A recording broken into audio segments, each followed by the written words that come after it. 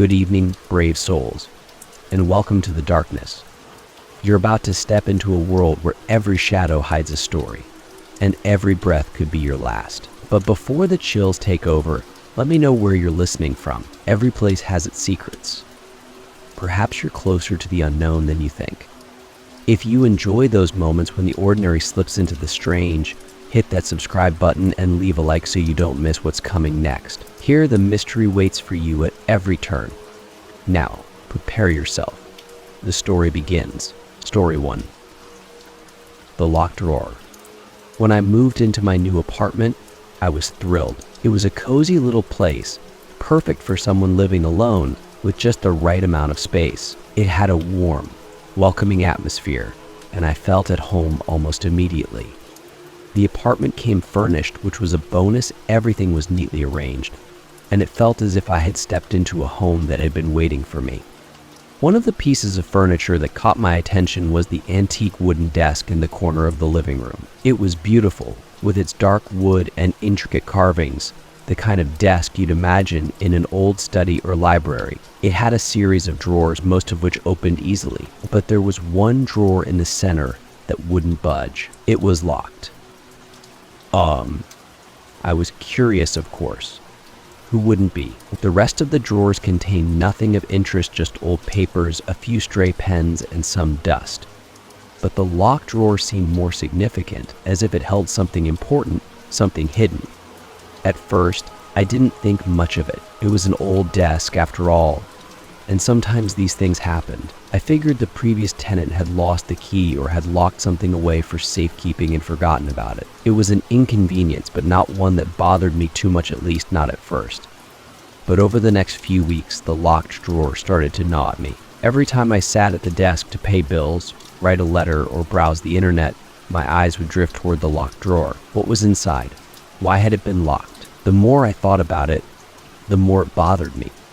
One evening, after a particularly long day at work, I decided to try to open the drawer. I rummaged through my toolbox, looking for something that could help. A paperclip, a small screwdriver, anything that could work as a makeshift lockpick. I knew I shouldn't be doing this, but curiosity had taken hold of me. I spent the next hour fiddling with the lock, trying different angles and techniques, but no matter what I did, the drawer wouldn't open. Frustrated, I gave up and decided to leave it alone. Maybe it was better this way. Some things were meant to stay locked. But after that night, strange things started to happen. It began with small noises. I would be sitting in the living room, reading or watching TV, and I would hear a faint tapping sound coming from the direction of the desk. At first, I dismissed it as the usual creaks and groans of an old building, but the tapping persisted. It was rhythmic, almost deliberate, like someone tapping their fingers against the wood. Late at night, the tapping would grow louder, enough to wake me from sleep. I would lie in bed, listening as the sound echoed through the otherwise silent apartment. It always came from the desk, and it always seemed to be coming from the locked drawer.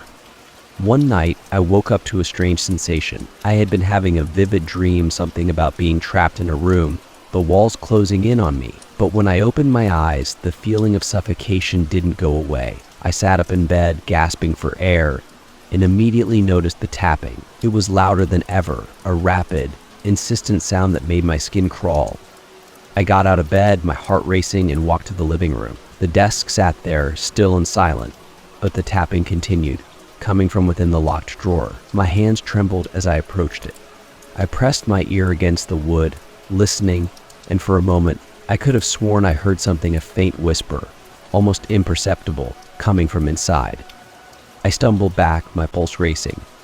The room felt colder, and the air seemed to thicken with an oppressive weight. I didn't know what was happening, but I knew one thing for certain.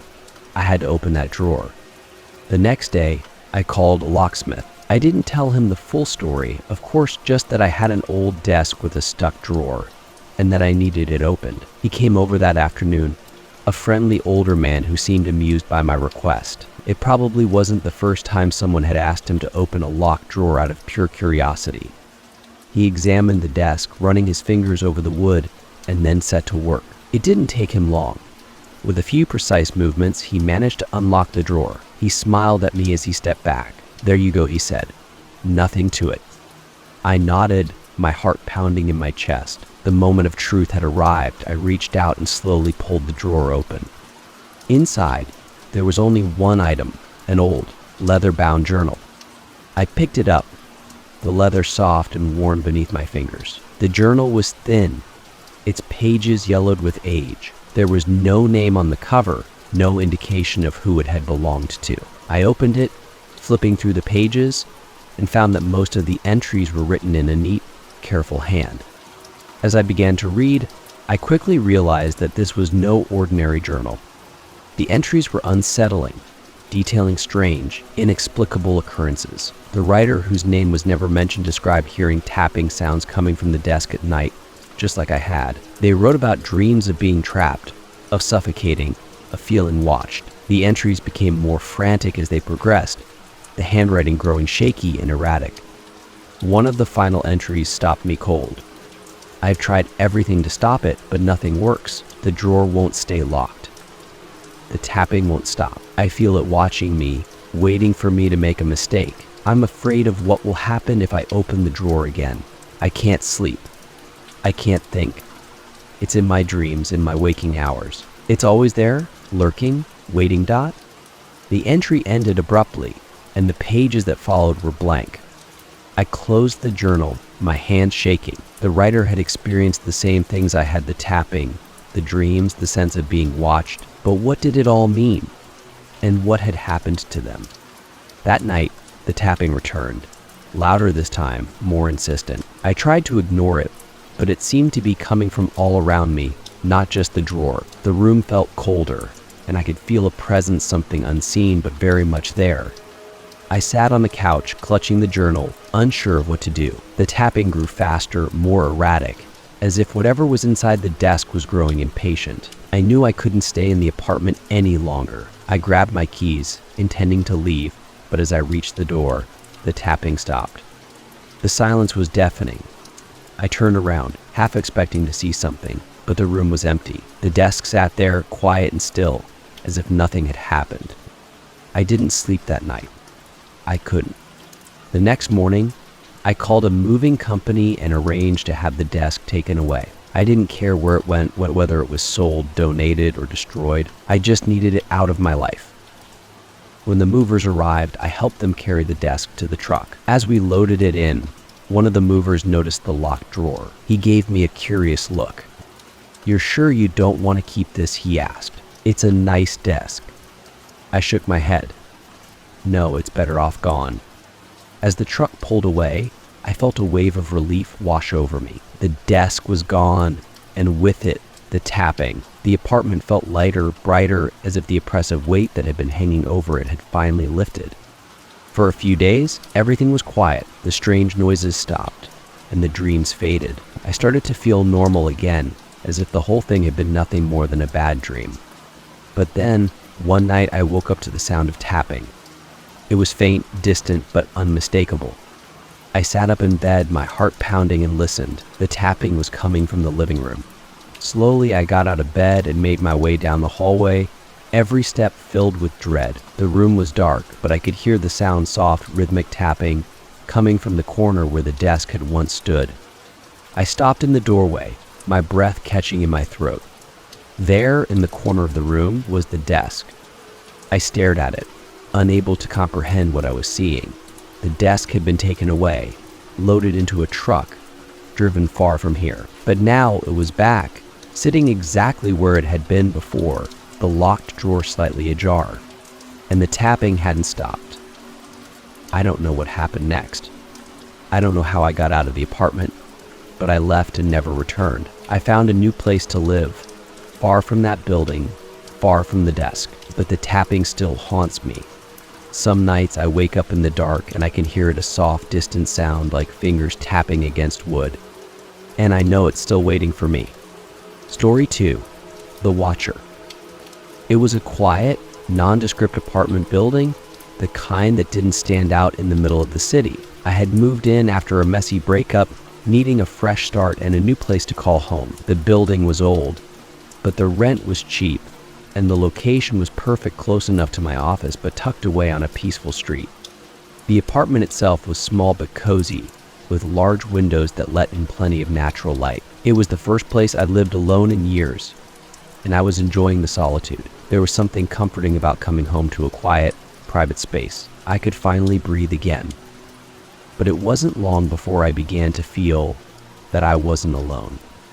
It started with small things I easily brushed off at first. I'd catch glimpses of movement from the corner of my eye, but whenever I turned to look, nothing was there. I told myself it was just my mind playing tricks on me, a result of stress and exhaustion from the move.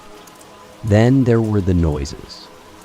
Late at night, I'd hear faint creaks and groans, the sound of footsteps coming from the hallway outside my door. The building was old, so I assumed it was just the sounds of settling walls or maybe my neighbors coming and going. But the sounds continued, always around the same time, growing louder and more frequent. One evening, after a long day at work, I sat down on the couch with a glass of wine and opened a book. It was quiet, peaceful. I had been reading for about an hour when I felt that unmistakable sensation of being watched. At first, I ignored it, focusing on the words in front of me, trying to shake the feeling. But the sensation grew stronger, a creeping awareness that made the hairs on the back of my neck stand up. Slowly, I lifted my eyes from the page and looked around the room. Everything was in its place. The apartment was just as I had left it, quiet, empty, mine. But the feeling didn't go away.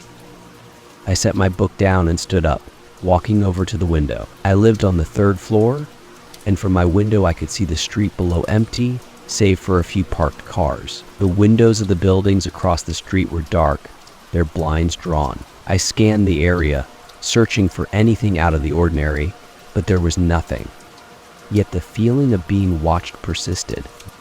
I closed the blinds and sat back down, trying to focus on my book, but my concentration was broken. My mind kept wandering back to that unsettling sensation. I couldn't explain it, but I knew someone or something was watching me.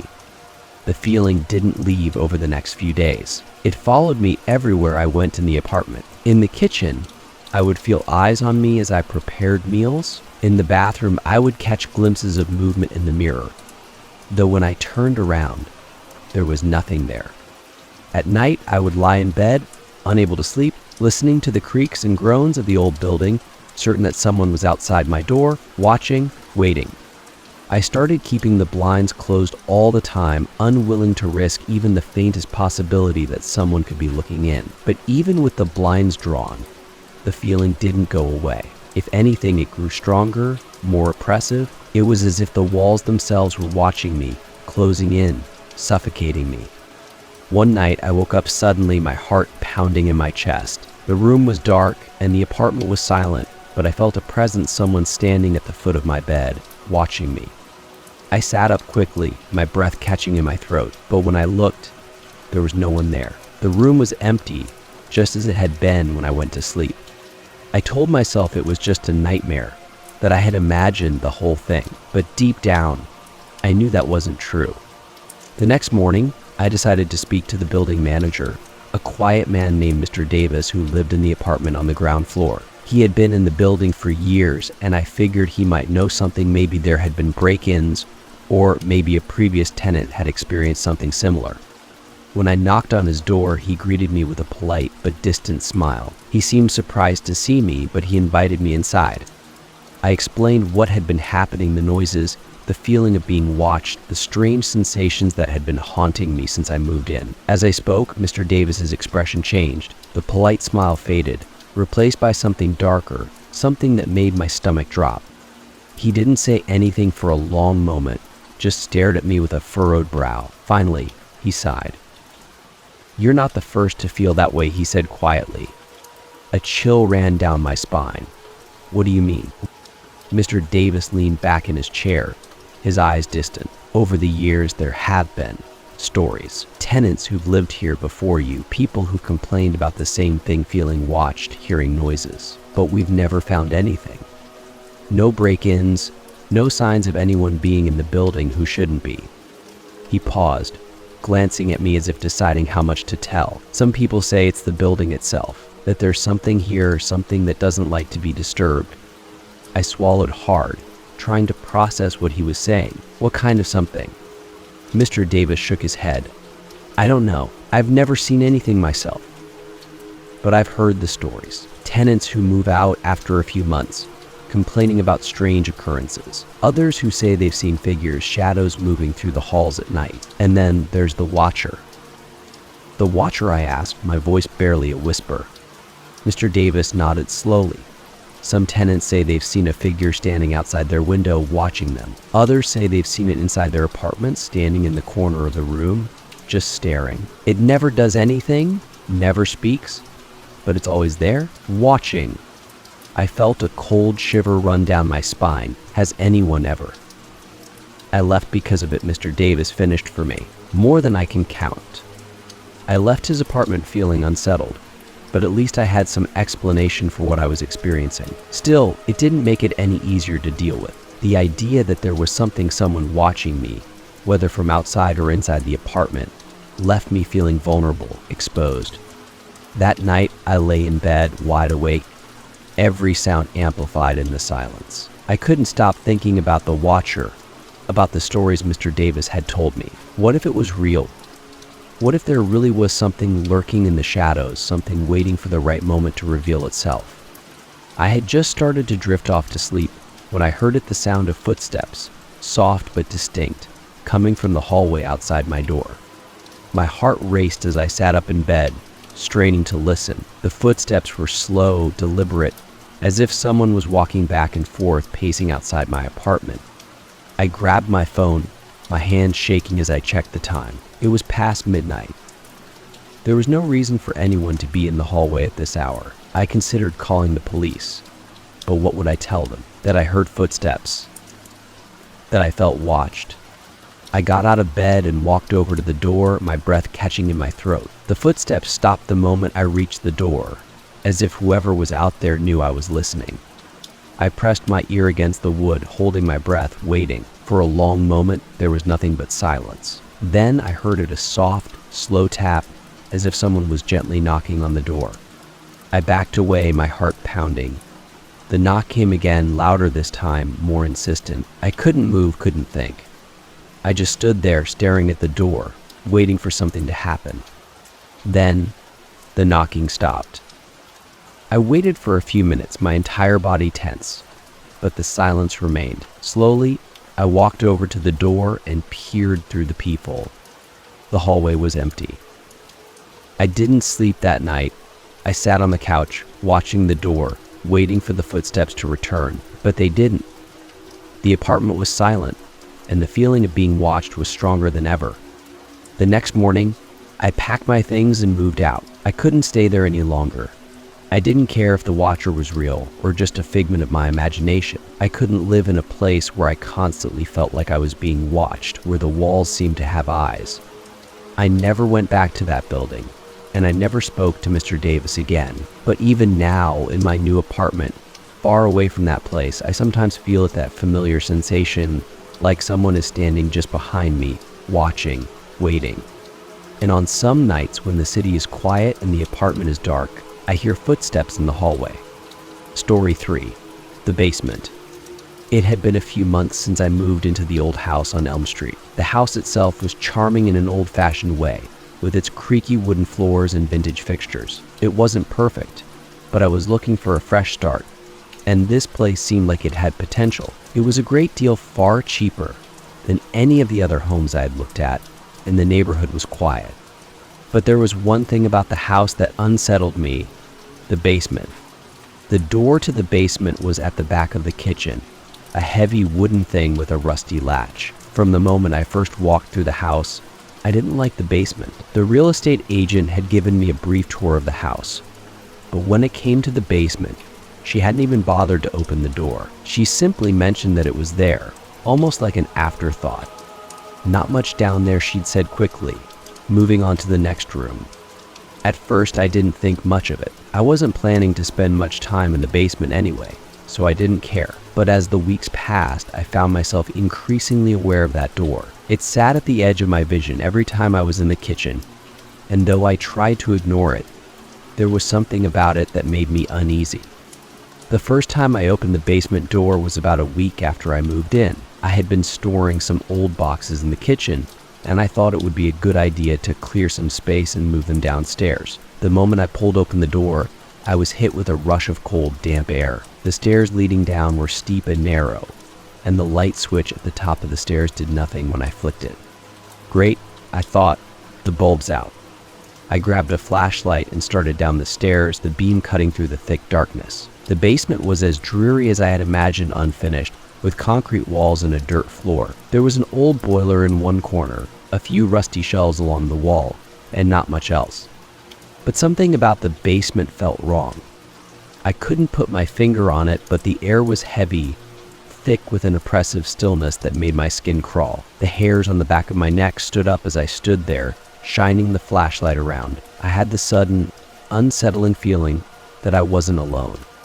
I hurried back up the stairs, telling myself that it was just an old basement, nothing more. But from that moment on, I avoided going down there unless absolutely necessary. Then the noises started. At first, they were faint, soft creaks and groans that could easily be explained away by the house settling. But over time, the noises grew louder, more distinct. Late at night, when the house was quiet and still, I would hear them. It sounded like something was moving down there, dragging across the floor. Sometimes it was the sound of soft, rhythmic tapping, as if someone or something was knocking on the basement walls. One night, I was sitting in the living room, watching TV, when I heard a loud thud from the basement. My heart leapt into my throat. I muted the TV and listened. For a moment, there was nothing but silence. Then, another thud, followed by the unmistakable sound of something scraping across the floor. I jumped up, grabbed the flashlight, and made my way to the basement door. My hands were shaking as I unlocked it and slowly pulled it open. The cold, damp air rushed out to meet me, and I hesitated for a moment before descending the stairs. The basement was dark, as usual, the beam of my flashlight illuminating only a small circle in front of me. The scraping sound had stopped, but the air felt thick, almost suffocating. I scanned the room with the flashlight, but nothing seemed out of place. The shelves were empty, the boiler silent. There was no sign of anything that could have made the noise. But the feeling of being watched was overwhelming. I backed up the stairs, my heart pounding, and slammed the door shut behind me. I locked it, feeling a sense of relief as I turned the key. But that night, I couldn't sleep. The noises continued, faint but persistent, as if something was pacing back and forth in the basement, waiting. The next day, I decided to call someone to come and check out the basement. Maybe it was an animal, I told myself. A raccoon or a stray cat that had somehow gotten in. But deep down, I knew it wasn't that simple. The exterminator came a few days later, a no-nonsense man in his mid-50s who had seen it all. He went down into the basement with a flashlight and a few traps, checking every corner of the room. After about half an hour, he came back up, shaking his head. No sign of anything down there, he said. No droppings, no nests. If you've got critters, they're not in the basement. I thanked him and paid him for his time, but the lack of answers only made me more uneasy. The noises didn't stop. In fact, they got worse. One night, I woke up to the sound of heavy footsteps coming from the basement. They were slow and deliberate, moving from one side of the room to the other. I lay in bed, my heart racing, too terrified to move. The footsteps continued for what felt like hours before they finally stopped. I didn't go back to sleep that night. The next morning, I noticed something that sent a chill down my spine. The basement door was unlocked. I was certain I had locked it the night before. I always locked it. But now the latch was loose, the door slightly ajar. I stared at it, my mind racing. Had someone been in the house? Had I forgotten to lock it? I grabbed my phone and called the police. They came and searched the house, but there were no signs of forced entry. Nothing was missing, and nothing seemed out of place except for the basement door. The officer who took my statement gave me a sympathetic look. Old houses can make a lot of noise, he said. It's probably just settling. But I knew it wasn't that simple. The noises weren't random creaks and groans. They were deliberate, calculated. And I was sure deep down that whatever was making those noises was coming from the basement. The final straw came a week later. It was late, and I was lying in bed trying to ignore the familiar sounds of scraping and tapping coming from below. I had learned to live with the noises, as much as they unsettled me. But that night, something changed. The noises grew louder, more aggressive, as if whatever was in the basement was trying to get out. I heard the sound of heavy breathing, followed by the unmistakable creak of footsteps on the stairs. I bolted upright, my heart pounding. The footsteps were coming closer, moving up the basement stairs, slow and deliberate. Then I heard the sound of the basement door creaking open. I grabbed my phone and dialed 911, my hands shaking. I whispered frantically to the dispatcher, telling her that someone was in the house, that I could hear them coming up the stairs. The operator stayed on the line with me, assuring me that help was on the way, but I couldn't stop shaking. I stayed in my room, huddled in the corner, listening as the footsteps moved through the kitchen, closer to my bedroom door. The air grew colder, and I felt a presence, something dark and malevolent, just on the other side of the door. Then, just as suddenly as it had started, the footsteps stopped. The house fell silent. I sat there, my heart racing, until the police arrived. They searched the house top to bottom but found nothing. No sign of forced entry, no footprints, no evidence that anyone had been inside. But I knew what I had heard. The next day, I packed up my things and moved out. I couldn't stay in that house any longer. The basement had always felt wrong, like something was lurking down there, waiting, and now whatever it was had come for me. I never found out what was in that basement. I never wanted to know. But even now, in my new apartment, far from that old house on Elm Street, I sometimes wake up in the middle of the night, my heart pounding, and I hear the faint sound of footsteps coming from below. Story 4. The painting. It was a cold, rainy afternoon when I stumbled upon the painting. I had been wandering through the city, looking for something to occupy my mind, when I noticed a small antique store tucked away down a side street. The shop's windows were fogged, and the interior looked cluttered and chaotic, but something about it drew me in. The shop was filled with old furniture, vintage trinkets, and shelves lined with dusty books. The air smelled of aged wood and musty paper. I wandered through the aisles, taking in the strange collection of forgotten items, when I saw an old frame painting propped up in the corner, partially hidden behind a stack of boxes. The painting depicted a grand old mansion sitting on a hill, surrounded by dark trees. The sky was overcast, heavy with dark clouds, and there was a faint mist swirling at the base of the hill. The colors were muted grays, deep greens, and dark blues, but the detail was remarkable. Every leaf on the trees, every stone in the mansion's facade had been painstakingly rendered. But what really caught my attention was the figure standing in one of the windows. It was faint, barely noticeable at first, but the longer I stared at the painting, the more I could make out the shape of a person or woman, dressed in an old-fashioned gown. Standing behind the glass and looking out, her face was obscured by shadows, but there was something about her presence that felt wrong. I couldn't explain it, but I was drawn to the painting. Despite the eerie atmosphere it exuded, there was something compelling about it, something that made me feel as though I needed to take it home with me.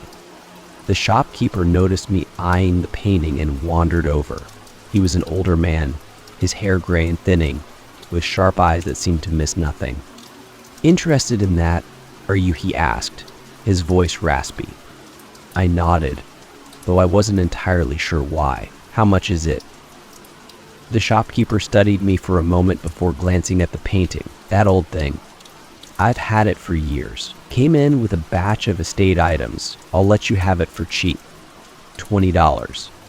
I hesitated, feeling an inexplicable sense of unease, but something inside me urged me to buy it. I handed over the money, and the shopkeeper carefully wrapped the painting in brown paper. As I left the store, I couldn't shake the feeling that I had just made a mistake. Back at home, I unwrapped the painting and hung it in my living room, above the fireplace. The mansion loomed large against the wall, casting a somber, unsettling presence over the room. But even though it made me uneasy, I couldn't deny its beauty. The craftsmanship was undeniable, and the details were so vivid that it almost felt like I could step into the scene. That night, as I sat on the couch, sipping tea and reading, I found my eyes drifting toward the painting. The figure in the window seemed even more distinct now, as though the shadows had shifted slightly, revealing more of the woman's silhouette. I couldn't make out her face, but I could see the outline of her dress, the way she stood so perfectly still. The longer I stared at her, the more I felt as though she was watching me. I shook off the thought and went to bed, but that night I had the first of many strange dreams. In the dream, I was standing in front of the mansion from the painting. The sky was overcast, just like in the painting, and a cold wind whipped through the trees. I felt an overwhelming sense of dread as I approached the front door. It creaked open on its own, revealing a grand, dimly lit hallway lined with portraits. As I stepped inside, the air grew colder, and I felt the presence of someone watching me. I looked up at the staircase that spiraled into darkness, and there, standing on the landing, was the woman from the painting. Her face was still hidden in shadows, but I could feel her eyes on me. I woke up in a cold sweat, my heart pounding in my chest. The room was dark and silent, but I felt a lingering presence, as though someone was standing at the foot of my bed, watching me. The next morning, I tried to shake off the dream, telling myself it was just my mind playing tricks on me. But when I went into the living room, something felt different. The woman in the painting had moved. She was no longer standing in the window. Instead, she was closer to the front door of the mansion, her figure more distinct than before. I could see the outline of her dress more clearly, the way her hands were clasped in front of her, and the faint suggestion of a face beneath the shadows. A chill ran down my spine. I stared at the painting for a long time, trying to convince myself that I was imagining things. Paintings didn't move. It wasn't possible. But no matter how hard I tried to rationalize it, I knew something was wrong. That night, I had the dream again. This time, I was inside the mansion, standing at the bottom of the grand staircase. The hallway was even darker now, the portraits on the walls looming over me, their eyes following my every move. I could hear faint whispers, like the sound of voices just out of reach, but I couldn't make out the words. The woman was standing on the staircase again, but this time she had moved closer. I could see her more clearly now, the pale outline of her face, the hollow darkness where her eyes should have been. She was watching me, waiting. I woke up gasping for air, my heart racing. The room was cold, far colder than it should have been, and I felt that same oppressive presence hanging in the air. I looked toward the painting, and my blood ran cold. The woman was now standing at the foot of the mansion steps. Her figure was sharper, more detailed. I could see the folds in her dress, the way her head was tilted slightly to the side, as if she was listening for something. I couldn't take it anymore. I grabbed the painting off the wall and shoved it into the closet, slamming the door shut behind me. But even with the painting out of sight, I couldn't shake the feeling that the woman was still watching me, still waiting for me to fall asleep. The dreams didn't stop. Each night I found myself back in the mansion, the air growing colder, the whispers growing louder. The woman was always there, always closer than before. And each time I woke, the oppressive presence was stronger, as if the boundary between the dream and reality was thinning. Desperate for answers, I returned to the antique shop, hoping to learn more about the painting. The shopkeeper greeted me with a knowing look as I walked in. "You've come about the painting," he said, his voice low. I nodded, my heart pounding. "What do you know about it?" The shopkeeper sighed, rubbing the back of his neck. "That painting has a history. It came from a mansion upstate, a place that's been abandoned for decades. The woman in the painting, she's the reason why." I felt a chill run through me. "Who is she?" He hesitated before speaking. "Her name was Margaret. She lived in the mansion with her family, but they say she went mad. Started seeing things, hearing voices. One night, she disappeared. No one knows what happened to her, but the townspeople say her spirit still haunts the mansion, trapped there, waiting for someone to set her free." I stared at him, my mind racing. "And the painting?" "The painting was commissioned shortly before she disappeared," the shopkeeper explained. "It was meant to capture the beauty of the mansion, but after Margaret vanished, the artist refused to finish it. He claimed that the painting was cursed, that Margaret's spirit had become trapped inside. It's been passed around ever since, always bringing strange things with it." I left the shop in a daze, my mind reeling from what the shopkeeper had told me. Part of me wanted to believe it was just a story, a superstition, but deep down, I knew the truth. That night, I had the dream again. This time, the woman Margaret was standing at the top of the stairs, her face fully visible now. Her eyes were hollow, empty voids, and her mouth was twisted into a silent scream. She reached out to me, her fingers long and skeletal, and the whispers grew louder, more insistent. I woke up just as her hand touched my shoulder, my heart racing, my body drenched in sweat. I knew what I had to do. The next morning, I took the painting to the woods behind my house. I doused it in gasoline and set it on fire, watching as the flames consumed the canvas, the colors twisting and distorting in the heat. The fire crackled, and for a brief moment, I thought I heard the faintest whisper carried on the wind. When the flames finally died down, the painting was nothing more than ashes. I never had the dream again. The oppressive presence that had hung over my apartment was gone, and I finally felt at peace. But sometimes, late at night, when the wind howls through the trees, I think about Margaret trapped in that mansion, waiting for someone else to find her. And I wonder if she's really gone. Story 5. The phone call. It was late one night when the phone rang. The sound startled me awake, cutting through the quiet of my apartment. I glanced at the clock, 2:13 a.m. My heart skipped a beat. No one calls at this hour unless something is wrong. I hesitated for a moment before reaching for my phone. The number was unfamiliar. My first instinct was to let it ring, but something compelled me to answer. "Hello," I said, my voice hoarse from sleep. There was a long pause on the other end, followed by a faint crackling sound, as if the line was bad. For a moment, I thought no one was there. But then a voice, soft, distant, and distorted, came through. "They're watching you." My blood ran cold. What? "They're watching you," the voice repeated, clearer this time. I sat up in bed, my pulse quickening. "Who is this?" The line went dead. I stared at the phone in my hand, my mind racing. The voice had been strange, too soft, too calm, as though it had been trying to deliver a warning. But who was watching me? And why? I tried to convince myself that it was just a prank, that someone was playing a cruel joke, but something about the voice felt wrong. It wasn't just the message, it was the way it had been delivered, like the words had been meant for me alone. I spent the rest of the night tossing and turning, unable to shake the eerie feeling that had settled over me. Every creak of the apartment, every gust of wind against the window made me jump. I felt like there were eyes on me, though I couldn't see them. The next day, I tried to forget about the phone call. I told myself it was just someone messing with me, maybe a wrong number or a friend pulling a late-night prank. But as the day wore on, I couldn't stop thinking about it. Who would call at 2 a.m. with such a cryptic message? And why?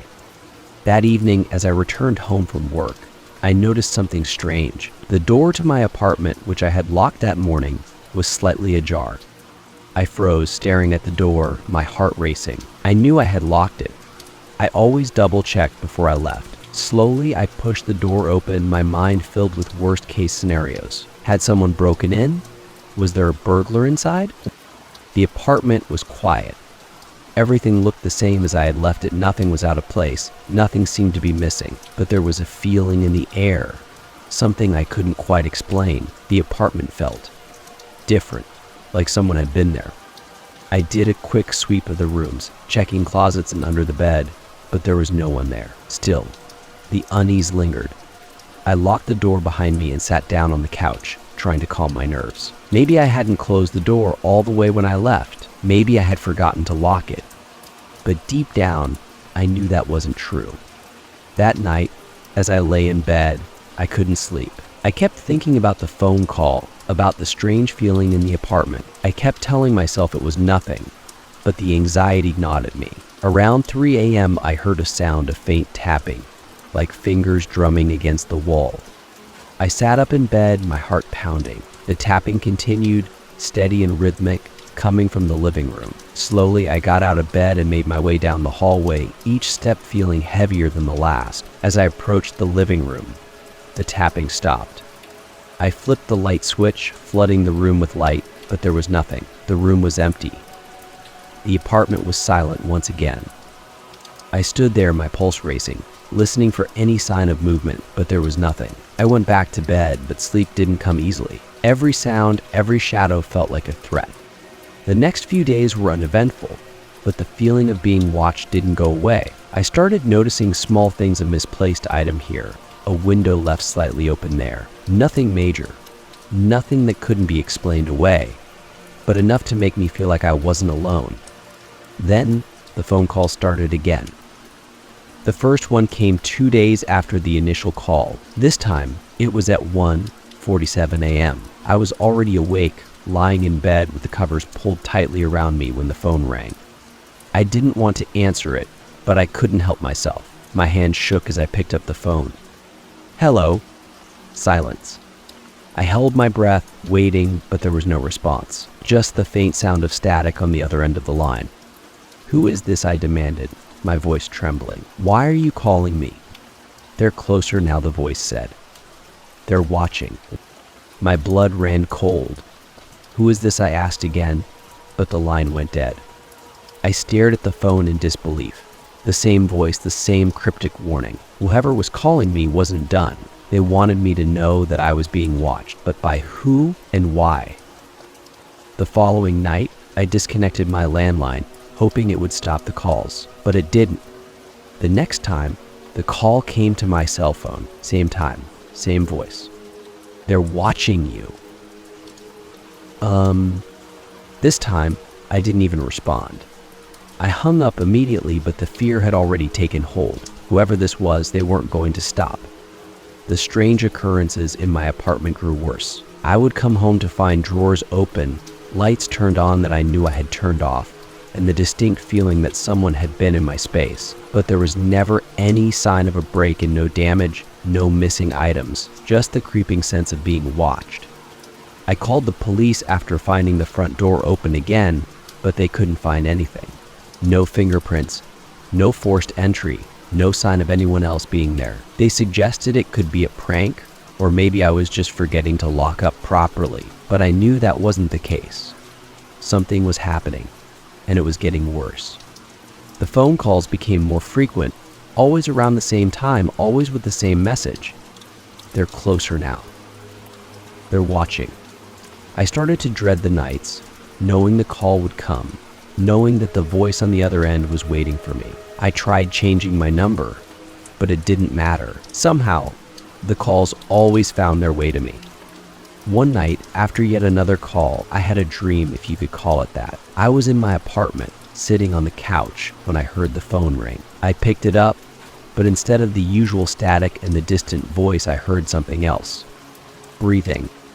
Slow, steady breathing, like someone was standing just behind me, their breath hot on the back of my neck. I turned around, but there was no one there. In the dream, I dropped the phone and ran for the door, but no matter how hard I pulled, it wouldn't open. The walls seemed to close in around me, the air growing thicker, heavier, until I felt like I couldn't breathe. I screamed for help, but no sound came out. Then, just as I felt like I was about to collapse, I woke up gasping for air, drenched in sweat. But the feeling didn't go away. It lingered, hanging over me like a dark cloud. The next day, I decided I couldn't take it anymore. I packed a bag, planning to leave town for a few days to clear my head and put some distance between me and the apartment. As I was about to leave, my phone rang. I stared at it, my stomach twisting into knots. I didn't want to answer, but something inside me told me I had to. With a trembling hand, I picked up the phone. "They're here," the voice whispered. I froze, my blood turning to ice. Slowly, I turned around, my heart pounding in my chest. There, standing in the doorway of the living room, was a figure. Tall, dark, and completely still. I dropped the phone and ran out of the apartment, slamming the door behind me. I didn't look back, didn't stop until I was several blocks away. I never went back to that apartment. I couldn't. I didn't know who or what was watching me, but I knew I wasn't safe there. I changed my number again, moved to a different city, started over. But sometimes, late at night, my phone will ring, and I'll ignore it. 8. Because I know who it is. Story 6. The Doll. I found the doll at a flea market.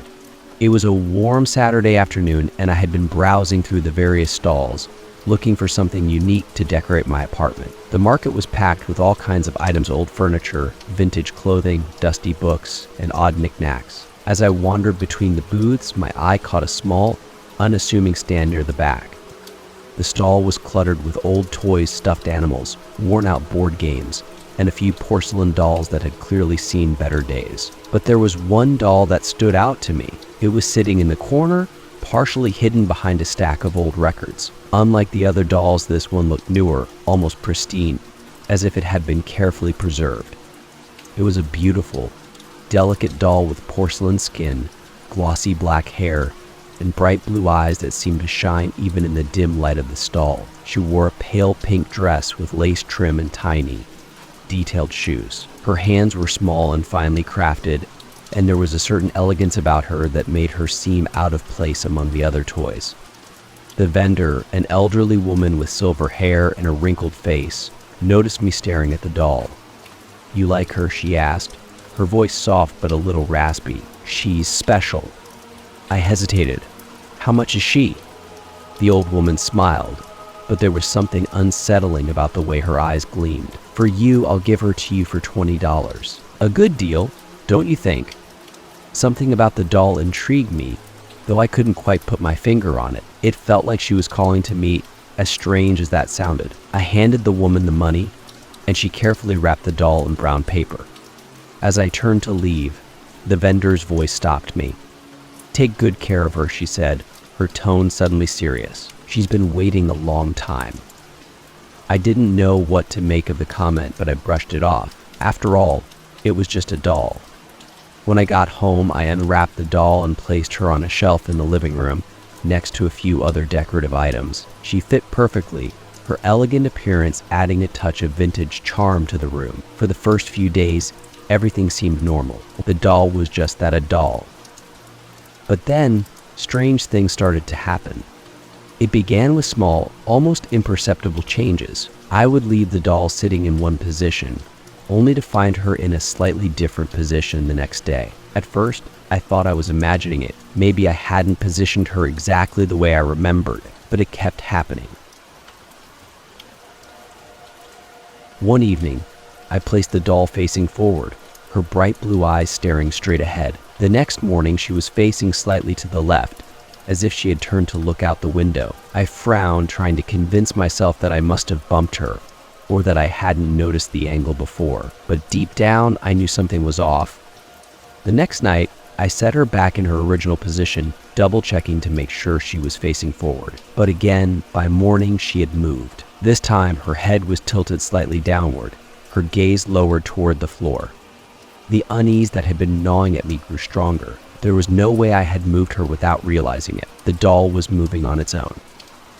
I tried to ignore it, telling myself that I was being ridiculous. Dolls don't move by themselves. But the more I tried to push the thought away, the more anxious I became. I started avoiding the living room, spending more time in my bedroom or the kitchen. The doll's presence was unsettling, even when I wasn't looking directly at her. Then the dream started. In the first dream, I was standing in my living room, staring at the doll. She was sitting on the shelf, just as she did in real life, but there was something different about her. Her eyes, those bright blue eyes, seemed alive, following my every movement as I walked around the room. The air was thick with tension, and I could feel her watching me, silently judging. Suddenly, she moved. Her head tilted to the side, and her lips parted slightly, as if she was about to speak. But instead of words, I heard a soft, eerie whisper, like a faint breeze passing through the room. I couldn't understand what she was saying, but the sound filled me with dread. I woke up in a cold sweat, my heart pounding. The room was dark, but I could feel the doll's presence, even from across the apartment. I didn't sleep for the rest of the night. The next day, I tried to put the doll in a box, thinking that if I couldn't see her, I might be able to get some peace. I wrapped her up carefully and tucked the box into the back of the closet, but the sense of unease didn't go away. It lingered, as if the doll's presence had seeped into the walls of the apartment. That night, I had the dream again. This time, I was sitting on the couch, staring at the empty shelf where the doll used to sit. The room was quiet, unnervingly still, but I could feel something watching me. Slowly, I turned toward the closet, my breath catching in my throat. The door creaked open, and there she was, the doll standing in the doorway. Her blue eyes were glowing in the dim light, and her face was twisted into an expression that I could only describe as malicious. She stepped forward, her tiny feet making no sound on the floor.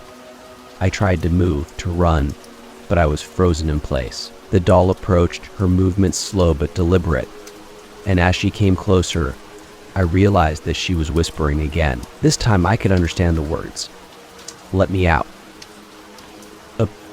I woke up with a start, my body drenched in sweat. The room was silent, but the feeling of being watched was stronger than ever.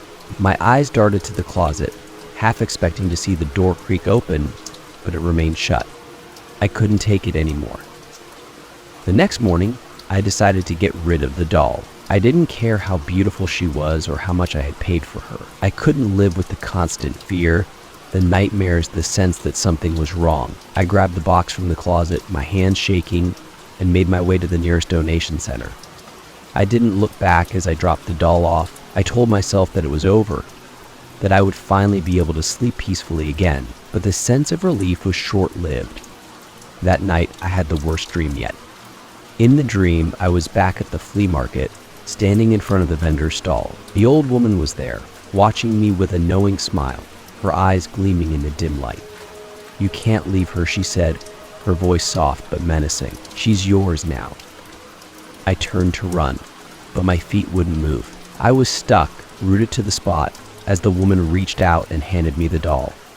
"She's been waiting for you," she whispered.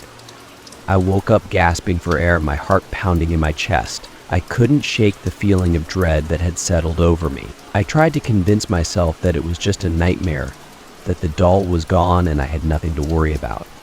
But when I walked into the living room, my blood ran cold. There, sitting on the shelf, was the doll.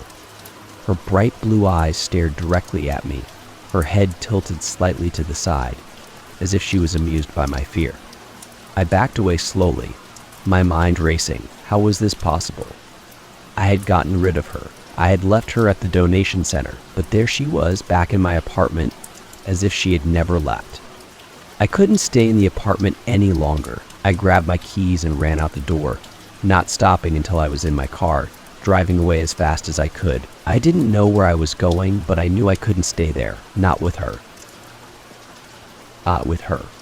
I spent the next few nights at a friend's place, too terrified to go back to the apartment. I didn't tell them the full story. How could I? They wouldn't believe me. Who would? But every night, I dreamed of the doll. I dreamed of her bright blue eyes, her whispered words, her malevolent presence. When I finally worked up the courage to return to the apartment, I found it empty. The doll was gone. I searched every corner, every closet, every shelf, but there was no sign of her. It was as if she had vanished, leaving no trace behind. But sometimes, late at night, I'll hear a faint whisper in the darkness, and I know, deep down, that she's still out there. Waiting. Story 7. The key. It was late in the afternoon when I found the key. I had been helping my friend Emma clean out her grandmother's old house, a sprawling, two-story Victorian that had been left vacant since her grandmother's death several months prior. The house was filled with old furniture, knickknacks, and dusty boxes that hadn't been touched in decades. Emma had asked me to help her sort through the attic, which, according to her, hadn't been opened in years. It was cluttered with old trunks, piles of books, and forgotten heirlooms. We spent hours sifting through the clutter, finding nothing of particular interest until I came across a small locked chest. The chest was old, its wood worn and its brass hinges rusted. It looked like something out of a storybook, a treasure chest, long forgotten and hidden away in the attic shadows. I ran my fingers over the smooth wood, wondering what could be inside.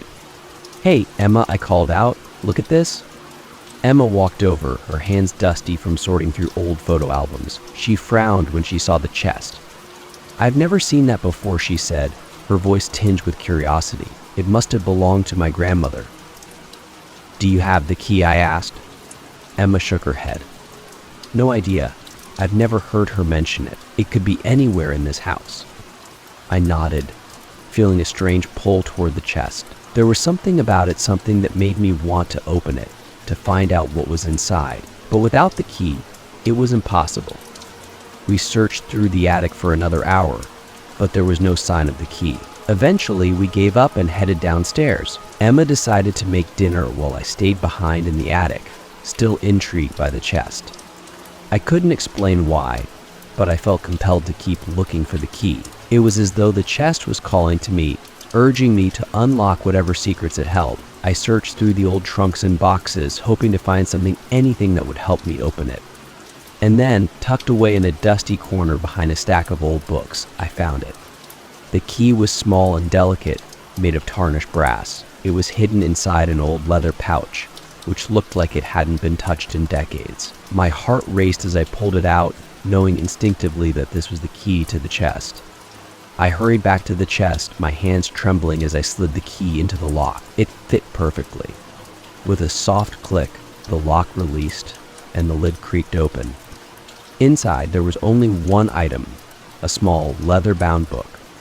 I frowned, disappointed by the simplicity of the chest's contents. After all the mystery surrounding the key, I had expected something more: jewels, money, or at least some kind of family heirloom, but it was just a book.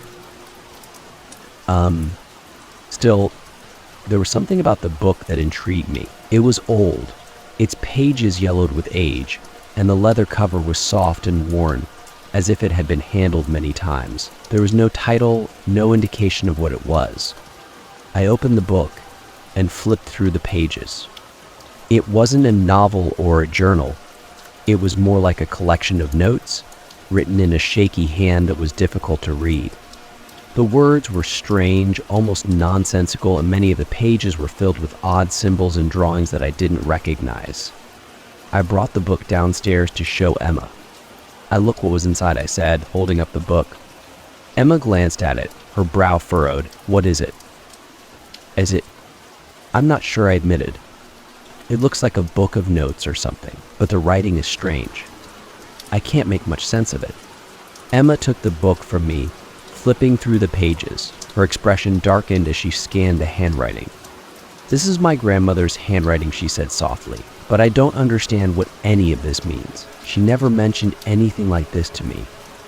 We spent the rest of the evening poring over the book, trying to decipher its meaning. But the more we read, the stranger it became. The notes seemed to reference old folklore and occult practices, mentioning rituals and invocations that neither of us had ever heard of. Some of the pages were filled with detailed sketches of strange symbols and diagrams, while others were covered in what looked like random strings of letters and numbers. None of it made any sense. As the night wore on, a sense of unease settled over both of us. There was something about the book that felt wrong.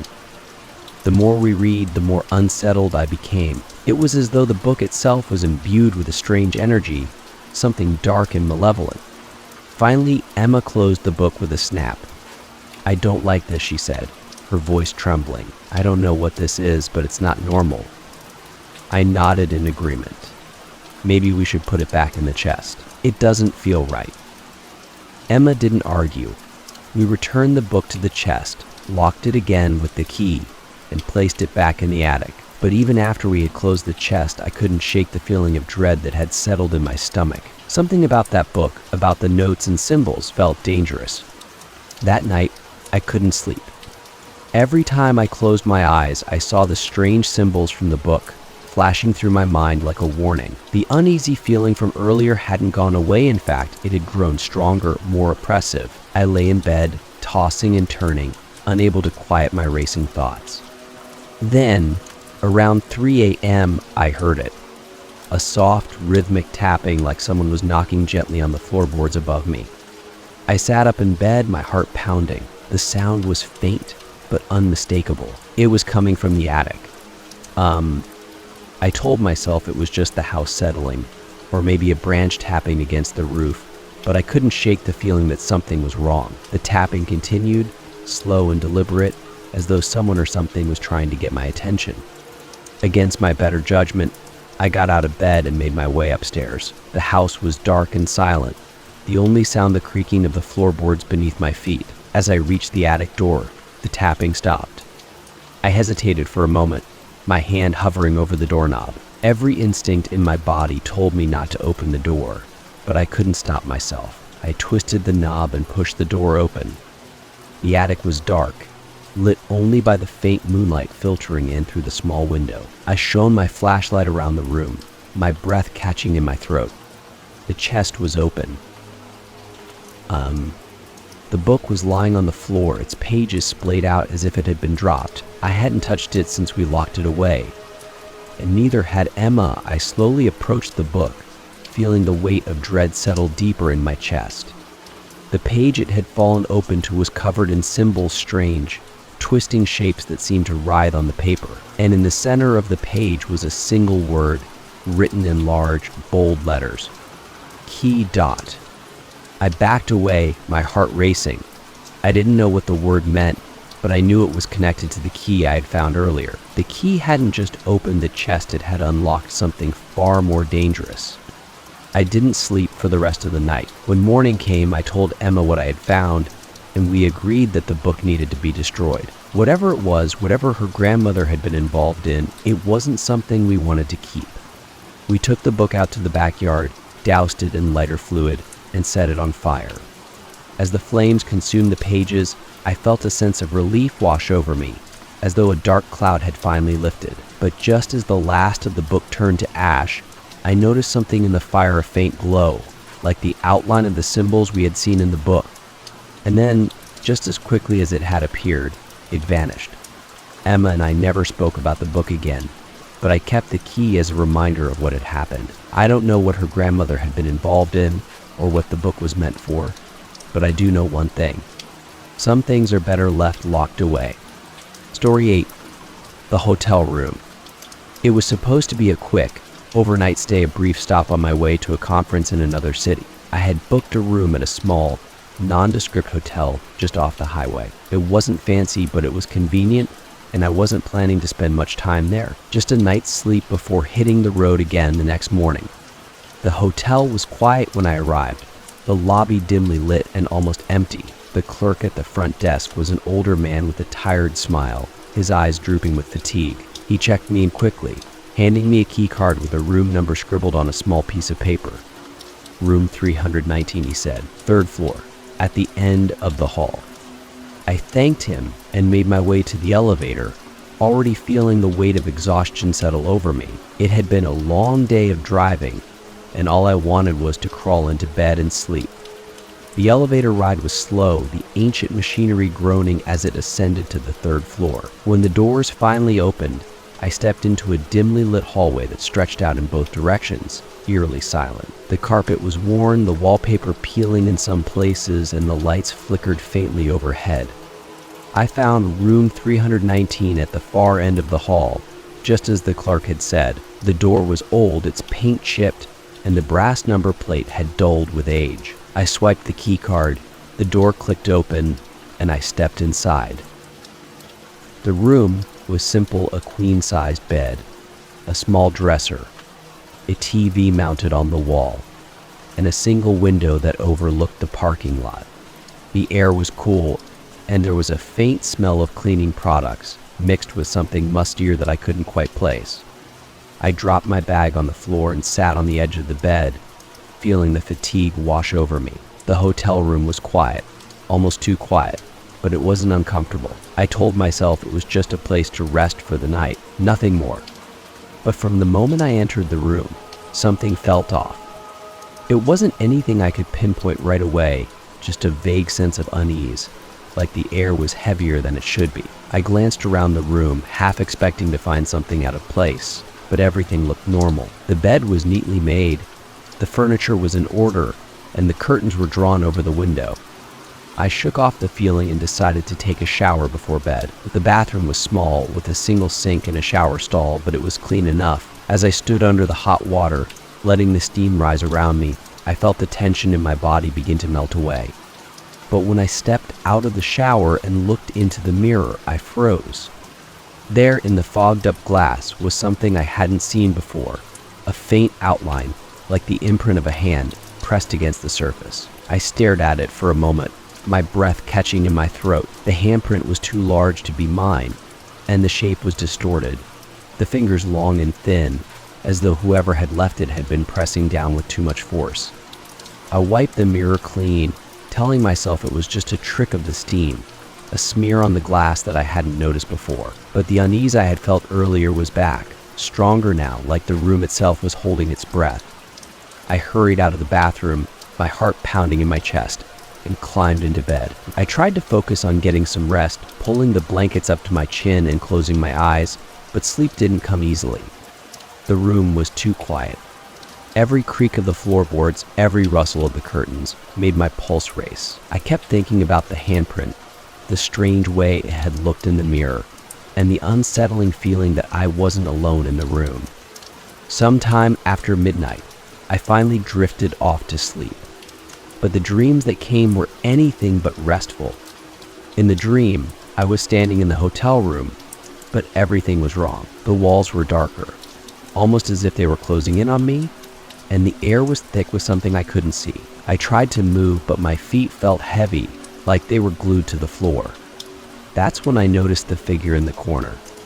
It was barely visible at first, just a shadow in the periphery of my vision. But as I turned my head, I saw it more clearly, a tall, thin figure standing perfectly still in the far corner of the room, its body blending into the darkness. I couldn't make out any details, but I knew it was watching me. My heart raced and I tried to scream, but no sound came out. The figure didn't move, didn't react, but I could feel its eyes on me, cold and unblinking. I woke up with a start, gasping for air, my body drenched in sweat. The room was pitch black, and for a moment I couldn't shake the feeling that the figure from my dream was still there, lurking in the shadows. I fumbled for the bedside lamp, my hands trembling, and when the light flickered on, the room was empty. But the unease was still there, clinging to the air like a thick fog. I glanced around the room, half expecting to see the figure standing in the corner, but there was nothing.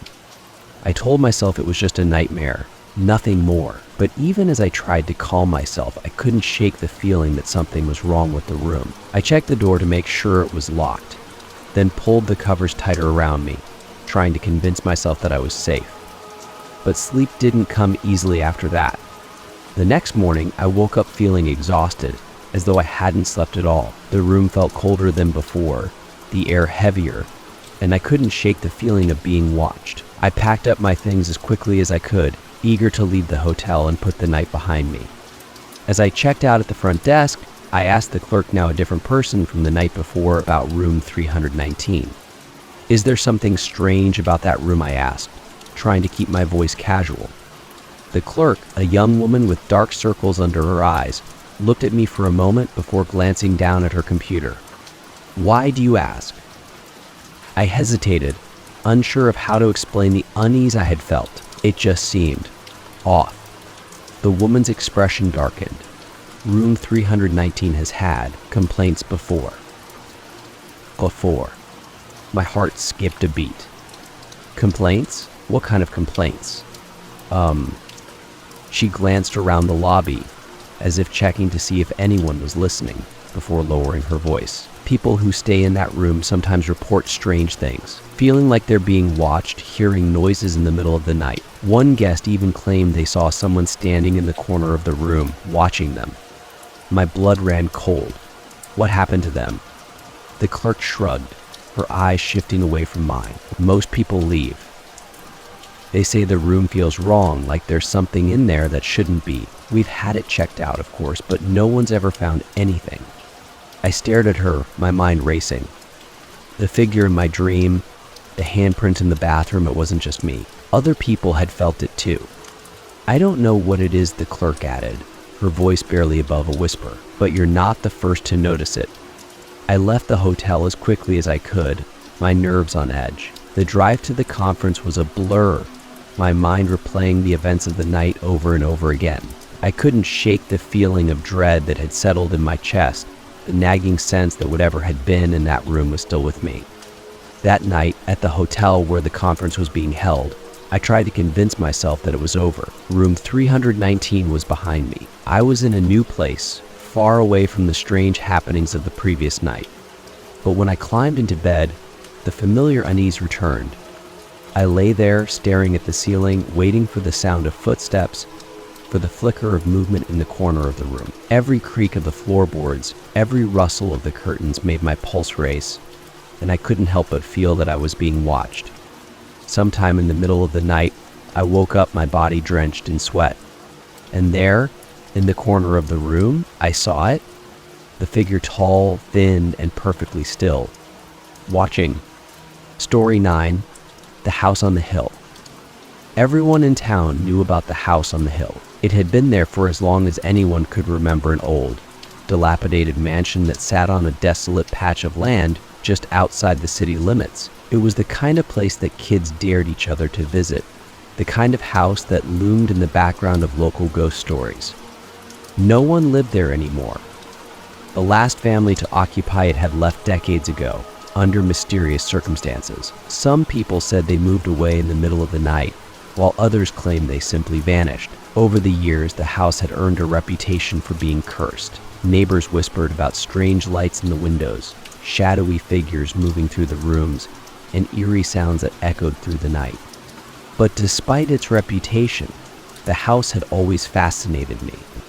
I'd grown up hearing the stories about it, but I never really believed them. I wasn't the type to get spooked by old buildings or ghost stories. To me, the house was just another abandoned structure, its mystery exaggerated by time and imagination. So when my friends dared me to spend a night in the house on the hill, I didn't hesitate to accept the challenge.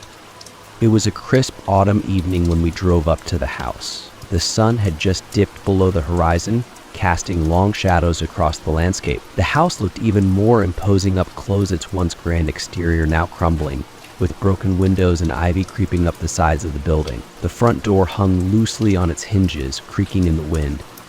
"You sure about this?" one of my friends asked as we stood outside the gate, staring up at the house. I shrugged. What's the worst that could happen? It's just an old house. They didn't look convinced, but they knew me well enough to know I wouldn't back down from a dare. After some half-hearted words of encouragement, they handed me a flashlight, wished me luck, and drove off, leaving me standing alone at the entrance to the house. I took a deep breath and pushed open the rusty gate, the metal groaning in protest. The front yard was overgrown with weeds and brambles, the path to the house barely visible beneath the tangle of vegetation. As I made my way up to the front door, the wind picked up, rustling the leaves and filling the air with a low, mournful sound. The door creaked open with a gentle push, revealing a dark, empty hallway. I flicked on the flashlight, the beam cutting through the thick dust that hung in the air. The interior of the house was just as decayed as the outside, peeling wallpaper, broken furniture, and cobwebs draped across the ceiling like curtains. The air was heavy, thick with the scent of mildew and rot. I stepped inside, the floorboards creaking beneath my feet. The house was silent, save for the faint sound of the wind whistling through the broken windows. I moved from room to room, shining the flashlight over the decaying remnants of what must have once been a grand home. The furniture was old and worn, covered in dust and grime. There were paintings on the walls, but they were so faded that I couldn't make out the images. In the dining room, I found a long wooden table, its surface covered in dust. Chairs were scattered around the room, some overturned, others broken. The fireplace was cold and empty, the hearth blackened with soot. As I explored, the unease I had felt earlier began to grow. The house wasn't just abandoned, it felt forgotten, like a place that had been left to rot in time, untouched by anyone for years. And yet, I couldn't shake the feeling that I wasn't alone. I pushed the thought aside and decided to head upstairs. The staircase was narrow and steep, the wood groaning under my weight. As I reached the top, the air grew colder and the musty smell intensified. I shone the flashlight down the hallway, revealing several doors on either side. Most were closed, but one at the far end of the hall was slightly ajar. I made my way toward the open door, the floor creaking beneath my feet with every step. The door led to a large bedroom, the furniture inside just as decayed as the rest of the house. An old four-poster bed sat in the center of the room, its once elegant canopy now tattered and hanging in shreds. A vanity stood against the far wall, its mirror cracked and clouded with dust. As I approached the bed, the temperature dropped even further. My breath fogged in front of me, and a shiver ran down my spine. I wasn't sure if it was just the cold or something else, but I suddenly felt very uneasy. That's when I heard it. A soft creak, like the sound of footsteps on the floorboards behind me. I froze, my heart pounding in my chest. The flashlight trembled in my hand as I slowly turned around, scanning the room with the beam of light. There was no one there. But the feeling of being watched was unmistakable. I tried to shake it off, telling myself it was just the old house settling, but the feeling persisted, growing stronger with each passing moment. I quickly left the bedroom, pulling the door shut behind me, and made my way back down the hallway. As I reached the top of the stairs, I heard another sound this time, a soft, rhythmic tapping, like fingers drumming against wood. It was coming from downstairs, echoing up through the stairwell. I hesitated, my heart racing. I didn't want to go back down there, but I knew I had to. I had to prove to myself and to my friends that there was nothing to be afraid of. With a deep breath, I started down the stairs, the tapping growing louder with each step. When I reached the bottom, I followed the sound into the living room. The fireplace sat cold and empty, the dust swirling in the beam of my flashlight. But the tapping had stopped. The room was silent again, but the sense of unease was stronger than ever. I stood there for a moment, listening to the quiet, when I heard something else, a faint whisper, like a voice carried on the wind. I couldn't make out the words, but the sound sent a chill down my spine. It was coming from the hallway, the same direction I had entered from. Against my better judgment, I followed the sound. The hallway was dark and narrow, the flashlight casting long shadows on the walls. The whispering grew louder as I approached the front door, but when I reached it, the sound abruptly stopped. I stood there, my hand on the doorknob, ready to leave, when I heard a loud creak from behind me. I spun around, the flashlight sweeping across the hallway, but there was nothing there. The house was empty. But I wasn't alone. The feeling of being watched was overwhelming now, pressing down on me like a weight. I couldn't see anyone, but I could feel their presence, just out of sight, lurking in the shadows. I fumbled with the doorknob, my hand shaking, and threw the door open. The cold night air hit me like a wave, and I stumbled outside, my heart pounding in my chest. I ran down the overgrown path, not stopping until I reached the gate at the bottom of the hill. When I turned back to look at the house, I saw a faint light flickering in one of the upstairs windows, like the glow of a candle. And in the window, I saw a figure. It was just a silhouette, barely visible in the dim light, but I knew it was watching me. I didn't stick around to find out who or what it was. I sprinted back to my car, my pulse racing, and sped away from the house as fast as I could. I didn't stop until I was back in town, far away from the house on the hill. I never told my friends what really happened that night. I didn't want them to think I was scared, and part of me still wasn't sure if I had imagined the whole thing. But one thing was certain, I wasn't going back to that house. Some places are meant to be left alone. Story 9, The Warning. It was just a typical evening. I had been working late at the office, the glow of my computer screen burning into my eyes as I finished the last few tasks of the day. By the time I stepped outside, the sky had darkened and the streets were quiet. The cold night air bit at my skin, and I tugged my coat tighter around me as I made my way home. I lived in a small apartment a few blocks away, and I usually enjoyed the walk. The streets were lined with trees, and the city felt peaceful at night, the hustle and bustle of the day giving way to a calm quiet. But that night, something felt different. The streetlights flickered overhead, casting long shadows across the pavement. The city was unusually still, and I couldn't shake the feeling that I was being watched. I glanced over my shoulder, but there was no one behind me, just empty sidewalks and parked cars. I picked up my pace, my footsteps echoing in the quiet. The quicker I walked, the more the feeling of unease grew. I told myself it was just my imagination, that I was tired from work, but the knot in my stomach tightened with every step. When I finally reached my apartment building, I felt a wave of relief wash over me. I hurried inside, locking the door behind me and leaning against it for a moment to catch my breath. The feeling of being watched faded, but the unease lingered. I headed upstairs to my apartment, eager to put the day behind me. The hallways were dimly lit, the carpet worn from years of tenants coming and going. I reached my door, fumbled with the keys, and stepped inside. The apartment was quiet, as it always was. I lived alone, and the small space was just big enough for me: a cozy living room with a kitchenette, a bedroom, and a bathroom. The warmth of the apartment was a welcome change from the chilly air outside. I dropped my bag on the floor and kicked off my shoes, already thinking about crawling into bed. But as I walked into the living room, something caught my eye. There was a piece of paper lying on the coffee table, folded neatly in half. I froze, staring at it, my heart skipping a beat. I hadn't left any paper there, and I was certain I had locked the door when I left that morning.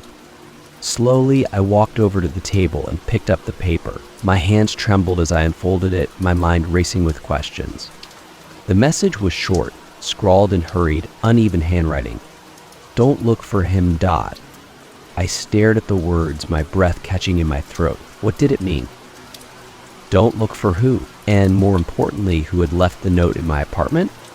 I checked the door again, making sure it was locked, then hurried through the apartment, searching for any sign of an intruder, but nothing was out of place. The windows were closed, the rooms were empty. It was as if the note had simply appeared out of nowhere. I tried to shake off the fear that was creeping up my spine. Maybe it was a prank. Maybe someone had the wrong apartment. But as I stared at the note, a deep sense of dread settled over me. I decided not to dwell on it. I threw the note in the trash, convincing myself it was nothing to worry about, and went to bed. But that night, I had the dream. In the dream, I was standing in a dark room. The walls were tall, stretching up into a ceiling I couldn't see, and the air was thick with dust and shadows. The room felt oppressive, like it was closing in around me. At the far end of the room, I saw a figure standing in the darkness. I couldn't make out any details, just the silhouette of a man, tall and unmoving. He didn't speak, didn't move, but I knew he was watching me. The longer I stared at him, the heavier the air became, like the weight of his gaze was pressing down on me. I tried to speak, to ask him who he was, but my voice wouldn't come. My throat was dry, and my words were swallowed by the thick, suffocating silence. I wanted to move, to leave the room, but my feet felt glued to the floor. The figure didn't move, but somehow I knew he wanted something from me. I woke up with a start, gasping for air, my body drenched in sweat. The room was dark, and for a moment I couldn't shake the feeling that someone was standing at the foot of my bed, watching me. But when I turned on the light, the room was empty. I tried to tell myself it was just a dream, nothing more, but the sense of unease from the note had returned, stronger now. I couldn't stop thinking about the warning, "Don't look for him, Dot." Who was the man in the dream? And why was I being warned not to look for him? Over the next few days, the dream continued. Every night, I found myself in the same dark room, staring at the figure in the shadows. Each time, he was a little closer, though he never moved. I still couldn't see his face, but his presence was overwhelming, filling the room with a sense of dread. During the day, I tried to go about my normal routine, but the dreams weighed heavily on my mind. I couldn't shake the feeling that the figure in my dreams was real, that he was trying to communicate with me somehow. Then, one afternoon, something strange happened. I was walking home from work, taking the same route I always did, when I noticed something out of the corner of my eye. There was a man standing across the street, half hidden in the shadows of a building. At first I thought he was just another passerby, but then I realized he wasn't moving. He was staring at me. A chill ran down my spine. The man's face was obscured by the shadows, but I could feel his eyes on me, cold and unblinking. He looked familiar, though I couldn't place where I had seen him before. My heart raced as I quickened my pace, my eyes darting nervously toward him. But when I looked back, he was gone. I hurried home, my mind spinning. Was it him? Was it the man from my dream? And if it was, why was he watching me? That night, I had the dream again. This time, the figure was closer than ever, standing just a few feet away from me. I could almost see his face now, though it was still obscured by shadows. The air was thick with tension, and I felt the weight of his presence pressing down on me, suffocating me. And then, for the first time, he spoke. "Don't look for me." His voice was low and rasping, barely more than a whisper, but it sent a chill through my entire body. I wanted to scream, to ask him who he was, but my voice was trapped in my throat. I woke up in a panic, my heart pounding in my chest. The warning wasn't just a note left in my apartment. It was real. Someone or something was trying to keep me from finding out the truth. The next morning, I went through my apartment again, searching for any clues, anything that might explain what was happening. As I rummaged through my closet, I found something I had forgotten about the trash bag with the note inside. When I pulled it out, my blood ran cold. The note had changed. The hurried handwriting was still there, but the message was different. "It's too late. He's already found you, Dot." I stared at the words, my hands trembling. My mind raced with questions. Who had left the note? And what did it mean? That night, I didn't sleep.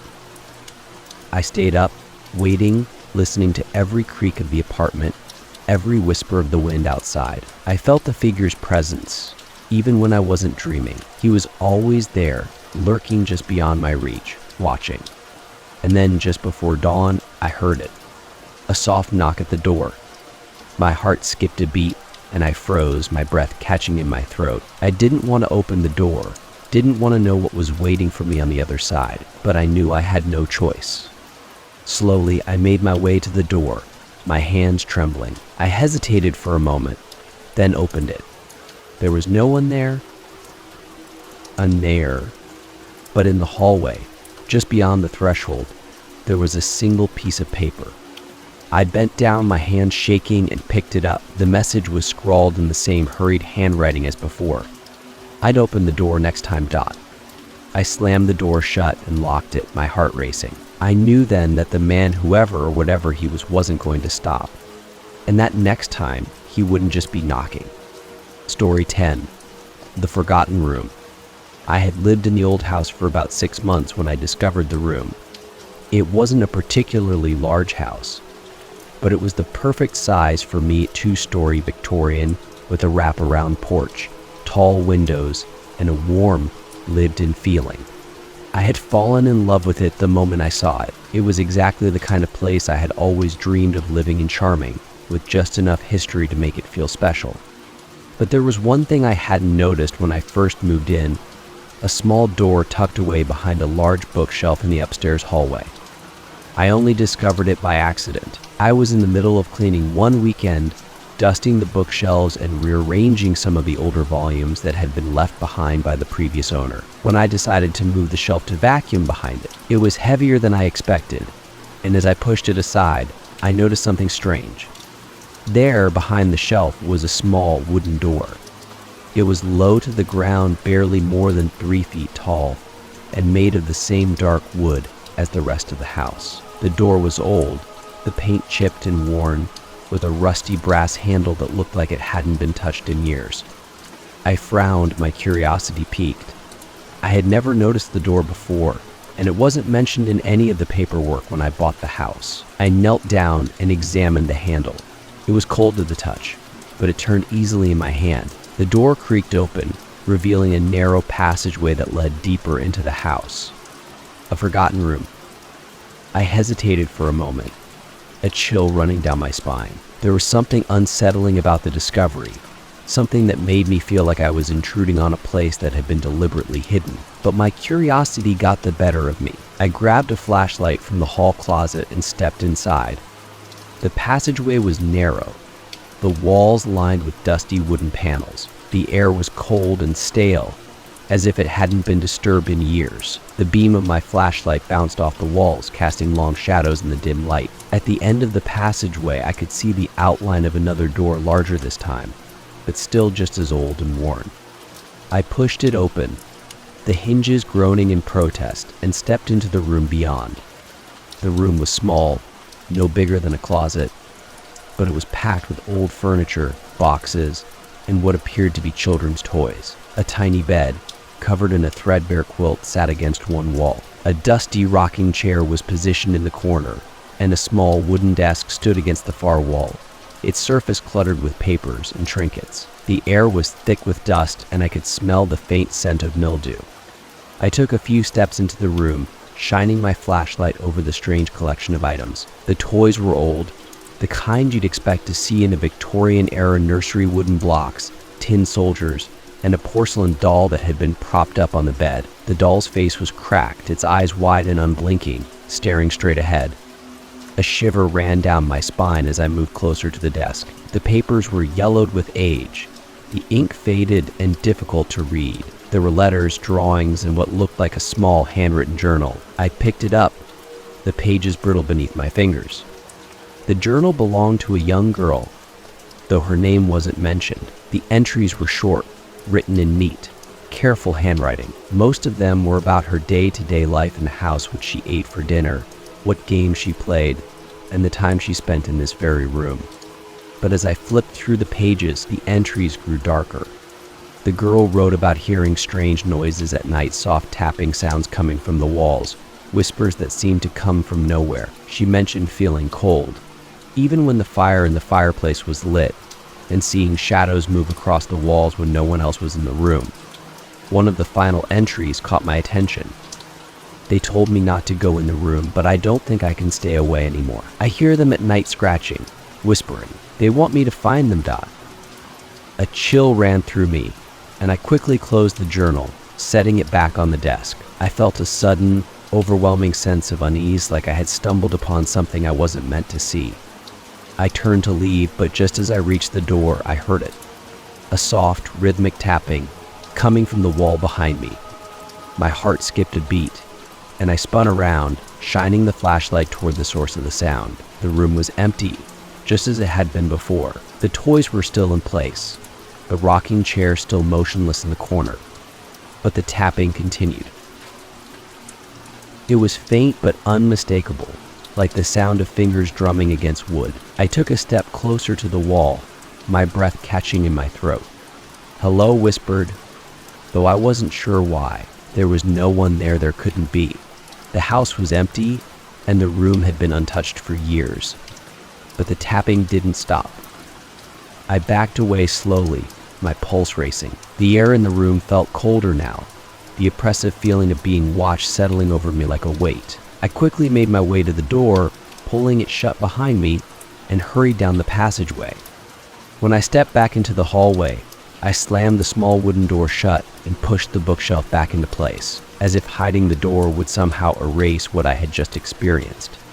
For the rest of the day, I tried to shake off the unease that had settled over me, but the memory of the room, the journal, and the tapping clung to me like a shadow. I couldn't stop thinking about the girl who had written those entries, about the strange noises she had described. Had she imagined it all? Or was there something else, something I couldn't explain, lurking in that forgotten room? That night, as I lay in bed, the house was unnervingly quiet. I tried to tell myself it was just an old house, full of creaks and groans, nothing more. But deep down, I knew it wasn't that simple. Then, just as I was drifting off to sleep, I heard it again. The tapping. It was faint, barely audible, but it was there, coming from the wall behind my bed, in the same steady, rhythmic pattern I had heard in the room. I sat up, my heart pounding, and strained to listen. The tapping continued, slow and deliberate, as if someone or something was knocking from the other side of the wall. I tried to ignore it, pulling the covers up to my chin, but the sound grew louder. It was no longer just tapping.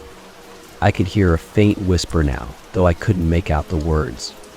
Panic gripped me, and I bolted out of bed, racing down the hallway to the stairs. I couldn't stay in the house, not with that sound, that presence hanging over me. I grabbed my keys and rushed out the front door, my heart racing as I stumbled onto the porch.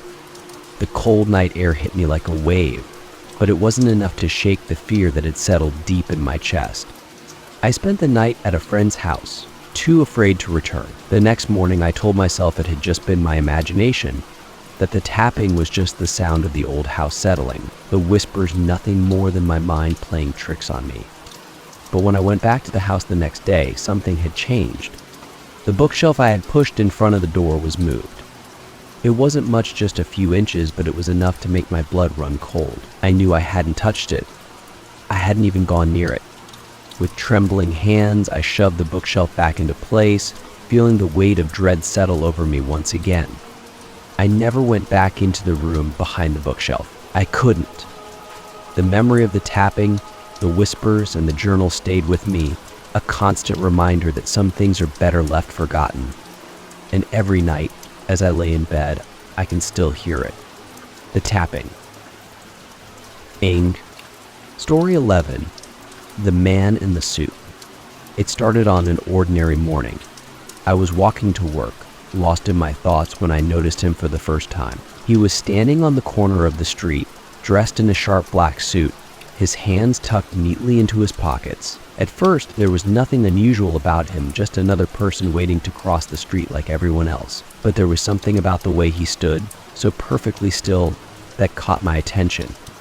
He was tall, thin, and impeccably dressed, with a crisp white shirt beneath his black suit jacket and polished black shoes. His hair was neatly combed, and his face was expressionless, almost too calm for someone waiting in the middle of a busy city. I glanced at him for a moment, then continued on my way, brushing off the strange feeling that tugged at the back of my mind. But as I walked, I couldn't shake the sense that something wasn't right about him. It was the stillness, I think, the way he stood there like a statue, unbothered by the bustling crowd around him. The rest of the day passed without incident, and by the time I headed home, I had nearly forgotten about the man. But then, as I turned the corner onto my street, I saw him again. He was standing across the street in the same black suit, watching me. A chill ran down my spine. He wasn't moving, wasn't doing anything, just standing there, as still as before, his eyes fixed on me. It was unsettling, but I told myself it was just a coincidence. There were plenty of people who wore suits in the city, and maybe he just happened to be walking in the same direction as me. But something about the way he looked at me, the way his eyes followed me, felt wrong. I hurried inside my apartment, locking the door behind me and trying to push the encounter out of my mind. It was nothing, I told myself, just my imagination running wild. But over the next few days, I kept seeing him. Everywhere I went, there he was, the man in the black suit. He was always at a distance, never close enough to speak or interact with, but always watching. Whether I was walking to work, grabbing coffee, or running errands, he was there, standing perfectly still, his eyes never leaving me. At first, I tried to ignore it. I told myself it was just a coincidence, that he was just some stranger who happened to be in the same places as me. But the more I saw him, the more uneasy I became. His presence was constant, a dark shadow that seemed to follow me wherever I went. One evening, after a long day at work, I decided to confront him. I was tired of the constant, nagging fear that had settled over me, and I wanted answers. So when I saw him standing across the street from my apartment, I marched over to him, my heart pounding in my chest. "Who are you?" I demanded, my voice trembling with a mix of fear and anger. "Why are you following me?" He didn't respond. He didn't even flinch. He just stood there, perfectly still, his expression blank. I took a step closer, my frustration growing. "I've seen you following me for days. What do you want?" Still, he said nothing. His eyes remained fixed on me, cold and unblinking. A sense of dread settled over me, and I backed away, my anger replaced by fear. There was something deeply wrong about this man, something unnatural about the way he moved or didn't move. I turned and hurried back to my apartment, locking the door behind me and feeling my heart race in my chest. That night, I couldn't sleep. Every creak of the floorboards, every whisper of the wind outside made me jump. I kept thinking about the man in the suit, his cold, emotionless gaze, the way he stood so still, as if waiting for something. The next day, I didn't see him, and for a brief moment, I allowed myself to believe it was over. Maybe he had finally stopped following me. Maybe it had all been in my head. But then, later that evening, as I was getting ready for bed, I saw him again. This time, he was standing in the courtyard of my apartment building, just outside my window. I froze, my breath catching in my throat. He was closer than ever before, his eyes locked onto mine through the glass. I pulled the curtain shut, my hands trembling. I couldn't take it anymore. I grabbed my phone and dialed the police, telling them about the man who had been stalking me for days. An officer arrived a short while later. I described the man in detail, the black suit, the stillness, the way he seemed to appear wherever I went. The officer took down my information and promised to patrol the area, but I could tell from the look on his face that he didn't think much of my story. "Are you sure he's following you?" the officer asked. his voice gentle but skeptical. It could just be someone you've seen around town. People walk the same routes all the time. I'm sure I insisted, my voice shaky. He's always watching me. He never speaks, never moves, but he's always there. The officer nodded, though I could tell he wasn't convinced. He left after a few more minutes, telling me to call if I saw the man again. That night, I barely slept.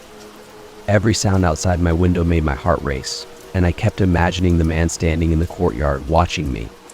The next morning, I decided to leave town for a few days. I couldn't stay in my apartment, not with the constant fear that he was out there waiting. I packed a bag and drove to a friend's house a few hours away, hoping that putting some distance between me and the city would make the man go away. But even as I drove, I couldn't shake the feeling that he was still watching me. When I arrived at my friend's house, I felt a sense of relief. The town was small and quiet, a far cry from the bustling city I had left behind. I spent the day trying to relax, catching up with my friend and telling her about the strange man in the suit. "You're probably just stressed," she said, trying to reassure me. "City life can be overwhelming. Maybe you just need a break." I wanted to believe her, but I couldn't shake the feeling of dread that had settled over me. That night, as I lay in bed, I felt a familiar sense of unease. The room was dark, the house silent, but the feeling of being watched was stronger than ever. I tried to ignore it, telling myself it was just my nerves. But then, just as I was about to drift off to sleep, I heard it. A soft knock at the window. My heart skipped a beat, and I sat up in bed, my breath catching in my throat. The knock came again, louder this time. Slowly, I turned my head toward the window, my body trembling with fear. And there he was, the man in the black suit. He was standing outside, his face just inches from the glass, watching me. I screamed, stumbling out of bed and racing to my friend's room. She rushed out, startled and confused, but by the time she opened the curtains, the man was gone. We called the police again, but they found nothing. No footprints, no sign of anyone outside the house. It was as if the man had never been there. But I knew what I had seen. I knew he had found me, even here. The man in the suit never spoke. He never chased me. He never did anything other than watch. But that was enough. I left my friend's house the next day and moved into a new apartment in a different city, hoping that the distance would finally put an end to the nightmare. But every now and then, when I'm out running errands or walking to work, I'll catch a glimpse of him in the crowd standing perfectly still, his eyes following me. Always watching. Story 12. The clock. It was an old family heirloom, passed down from generation to generation. The grandfather clock had stood in my grandmother's house for as long as I could remember, its towering wooden frame polished to a dark shine, its brass pendulum swinging rhythmically behind the glass. The clock had always been a comforting presence in her home, its steady ticking marking the passage of time. When my grandmother passed away, the clock was left to me. I hadn't expected it, but I was grateful. It was more than just a piece of furniture, it was a part of my childhood, a symbol of stability and comfort. Moving it into my own house felt like bringing a piece of her with me. I placed the clock in the hallway, just outside my living room, where it would be visible from almost every part of the house. It fit perfectly in the space, its dark wood and brass accents adding a touch of elegance to the room. I had the clockmaker come by to set it up properly, making sure everything was in working order, and within a few hours, the clock was ticking away, just like it always had. At first, I loved having it in my home. The steady ticking of the pendulum was soothing, a constant reminder of my grandmother and the time I had spent in her house. The chime that rang every hour echoed through the house, and though it was loud, it felt comforting. But after a few days, things started to change. The first thing I noticed was the time.